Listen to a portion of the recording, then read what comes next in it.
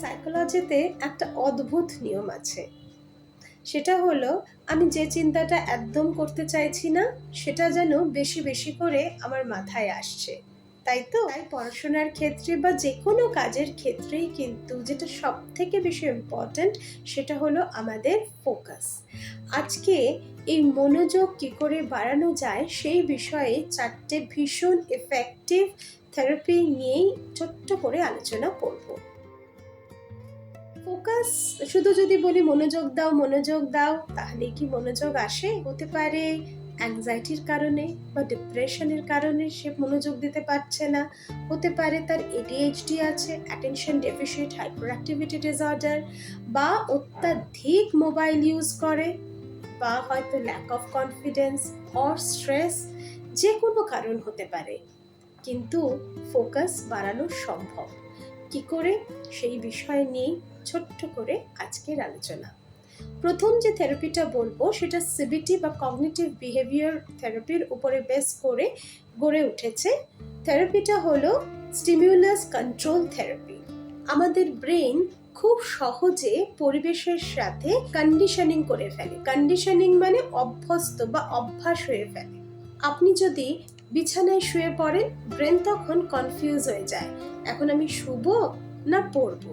দেখবেন বই নিয়ে বিছানায় শুলেই কিন্তু তখন আমাদের খুব তাড়াতাড়ি ঘুম এসে যায়। তাই পড়াশোনা করার জন্য ঘরের একটা নির্দিষ্ট জায়গাকে বেছে নিন।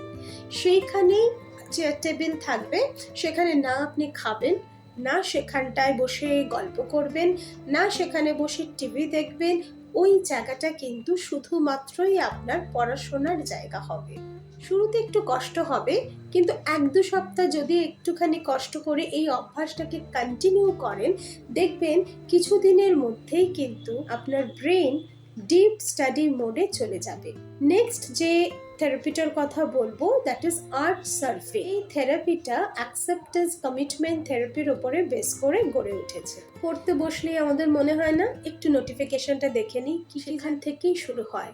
দেখতে গেলাম হয়তো নোটিফিকেশন, সেখান থেকে ইচ্ছে হলো একটা মাত্র রিল দেখে নিই। তো একবার ইনস্টাগ্রামে গেলেন বা ফেসবুকে গেলেন, একটা রিল দেখতে দেখতে কখনই যেন ১ ঘন্টা কাটিয়ে দিলাম।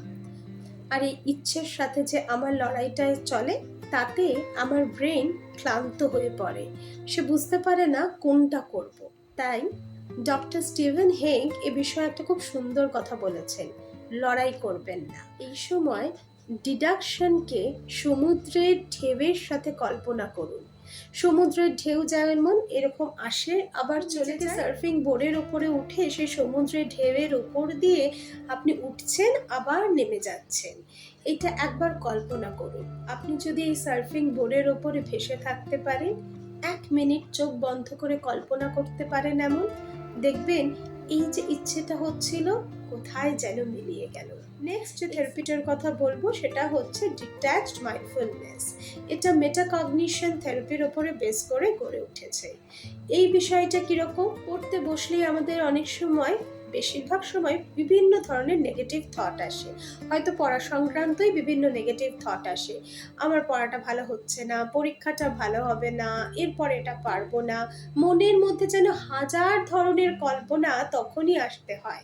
ভীষণই নেগেটিভ থটের মধ্যে আস্তে আস্তে আমরা ভিশিয়াস সার্কেল ক্রিয়েট করে তার ভেতরে যেন আমরা ঢুকে পড়ি, তাই না? এই সময় এই মেটাকগনিশন থেরাপি কিন্তু ভেরি হেল্পফুল। আপনার মাথার দুশ্চিন্তাগুলোকে তাই মেঘের মতন দেখুন। মেঘ যেমন আকাশে আসে আবার চলে যায়, তাকে জোর করে কিন্তু তাড়ানো যায় না। ঠিক সেইভাবেই চিন্তাকে আসতে দিন, তাকে আপনার সাথে জড়াতে দেবেন না। আর নিজের পড়ার বইয়ের লাইনে ফোকাস করুন। দেখবেন ঠিক সহজেই আবার সময় মতো এই চিন্তাগুলো কোথায় যেন হারিয়ে গেল। এবং লাস্ট যে থেরাপিটার কথা বলবো সেটার নাম হলো বিহেভিয়ারিয়াল অ্যাক্টিভেশন। সহজ ভাষায় বলতে গেলে ৫ মিনিটের নিয়ম। কিরকম? পড়ার একটা বড় সিলেবাস দেখি আমরা কিন্তু ভয় পেয়ে যাই। প্রথমেই ভাবে ওরে বাবা এত কিছু কি করে শেষ করব, থাক কাল করব বলে নিয়ে আমরা প্রোক্রাস্টিনেশন করি। আর প্রোক্রাস্টিনেশনের মানে কি? Emotional overloaded. আমার ইমোশনাল ম্যানেজমেন্টের অসুবিধা। ৫ মিনিটের জন্য আপনাকে পড়াটা শুরু করতে হবে। এই ৫ মিনিট মানে কিন্তু ঘড়ি ধরে ৫ মিনিটই পড়বো। তারপরে নিজেকেই বলবো যদি ভালো না লাগে ওকে, আমি রেখে দেবো। ৫ মিনিট যদি আমি আমার ফোকাস ধরে রেখে পড়তে পারি, দেখবেন অনায়াসেই কখন আপনার ১-২ ঘন্টা পড়া হয়ে গেছে। এটাকে অ্যাকশন প্রিসিডেন্স মোটিভেশন বলা হয়। কাজ শুরু করলেই কিন্তু কাজের মোটিভেশনটা আসে। আমাদের ব্রেনের এই রেজিস্ট্যান্স দেওয়ার ক্ষমতা কিন্তু প্রথম ৫ মিনিটেই সবথেকে বেশি থাকে। তাই ৫ মিনিটের রেজিস্ট্যান্সটাকে যদি আমরা সরিয়ে ফেলতে পারি, তখন দেখবেন অনায়াসেই কিন্তু আপনি ১-২ ঘন্টা পড়াশোনা করে ফেলতে পারছেন। একটা ব্রেন মোমেন্টাম তৈরি হয়ে যায়। আজ এই যে ৪টে সাইকোলজিক্যাল সায়েন্টিফিক মেথডের কথা আলোচনা করলাম, এর মধ্যে যেকোনো একটা যেটা ইচ্ছে সেটা দিয়ে অন্তত শুরু করুন। Stimulus control, urge surfing, detached mindfulness আর 5 মিনিটস রুল, এগুলো কোনোটাই কিন্তু ম্যাজিক নয়, এগুলো কিন্তু সায়েন্স। আপনার পড়াশোনায় অ্যাপ্লাই করে দেখুন, ম্যাজিকটা নিজেই বুঝতে পারবেন। আজকের মতন এখানেই শেষ করছি। আবার অন্যদিন অন্য বিষয় নিয়ে অবশ্যই বলবো। নমস্কার।